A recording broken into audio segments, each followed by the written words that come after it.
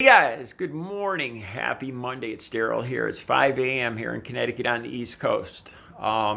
Little note there, I went to a Black Lives Matter protest here in the town next door to mine yesterday. It's a town of about 25,000 people. It was on the town green. It was completely peaceful. There was a few, there was a few heated exchanges on the outskirts, on the outside of the protest here and there on the street. There was a few vehicles, trucks that drove by yelling Trump 2020 and snowflakes, stuff like that. But it was a peaceful. It was overall it was a peaceful protest. There's a few interactions I had over the weekend. On the way back from this protest, I stopped at the local grocery store and I ran into a guy my age that I went to school with. And I didn't even notice initially. He was in a truck parked next to mine. And I didn't notice that he wasn't wearing a mask. And I was putting my stuff in the car. We started chatting. I was telling him about my hip replacement. And he said, so you're one of those pro-mask, or I forgot what he called it, pro-maskers. I don't know what he called it. I said, yeah, of course. I said, this thing's going on long enough. If we all wore masks, we could get through this instead of going through this cycle. And he jumps right into it. He says,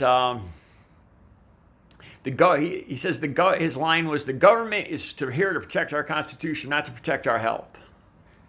So I said, okay. I will tell you the truth. This took me by surprise. I wasn't, putting groceries in my car. I wasn't expecting to get into a deep political debate here. I said, okay, if that's what if that's what you believe. But I said, this isn't really about the government at all. This is about the health. Being concerned about. For me, it's being concerned about the health of my family, the health of my neighbors, my friends, and the health of the country. But initially, the people around me, that's what it's about. I don't, I'm not thinking about, when I put this mask on, I'm not thinking about the government. I'm thinking about my mother who's in her 70s. I'm thinking about my siblings who have issues with their immunity, their immune systems. I'm very concerned about that. That's what I'm concerned. I'm not thinking about the government. He got combative right away, and he said, oh yeah, I'm voting for Trump again, 2020. And I could see where this was going. Like I said, I wasn't really prepared for a debate. I had been in this protest all day. I was tired. And I told him about my YouTube channel, and he said, "Oh yeah, I've heard about your dealings on social media, something like that. I've heard about you."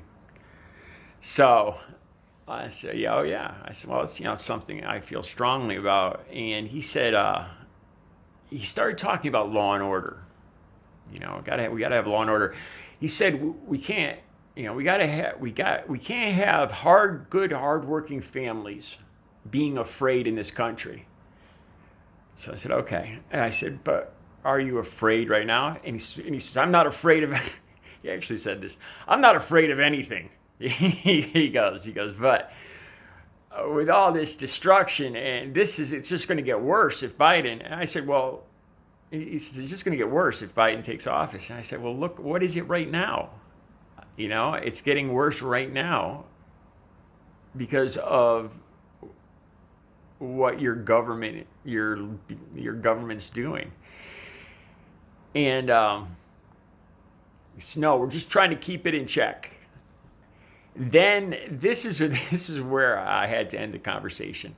I brought up the fact. I just said, okay. I said, you're all for law and order, but you're not wearing a mask. You want your freedom.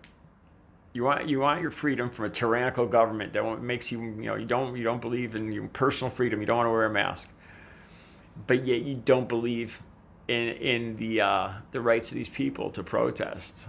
That now all of a sudden you're talking about law and order, and it got ugly from there on.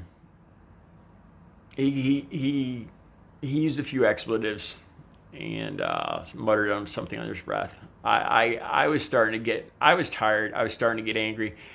I got in my car and just told him, take care, and I drove away.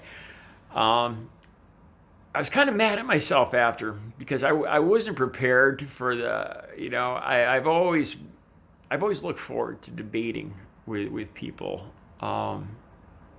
interacting with people with different. I've always looked forward to tearing down Trumpers' arguments. That's what I want to say.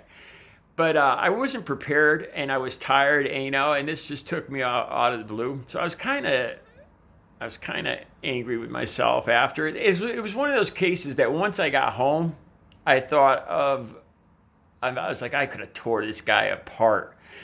But to be honest, this guy was, it would have ended up with probably me in jail, and not any violence on my part, but, or not me starting any violence, I'll just say that. But I don't know. I thought I could have interacted better. I wasn't happy with my, I could have done a better job debating this guy. So anyway, that was my weekend. A peaceful protest here in this town next door to me. And again, you think about these people that are still supporting Trump, talking about law and order, and Joe Biden's America. And they show these pictures. I've seen these commercials on TV and here on the internet, with the riders throwing Molotov cocktails and all that. And look what's happening right now. And it's just ramping up. And then the thing that bothers me the most is Trump calls these people, he did it again yesterday. He calls, these are just anarchists. No, they're not. They're Americans. And there's going to be more and more of them. This is Trump's America. This is Trump's doing right now. If anything, if Biden's elected, it'll bring stability back. It'll bring a plan a rational plan to deal with this pandemic, instead of somebody on the golf course every other day, not really caring, just telling, get your kids back to school. Trump, vote for me. These people that are talking about law and order. Look at what the country is now. Look at the mess the country's in. And they're talking about Biden's America. I think they should be more concerned with, right now, Trump's America. All right. You guys have a good Monday.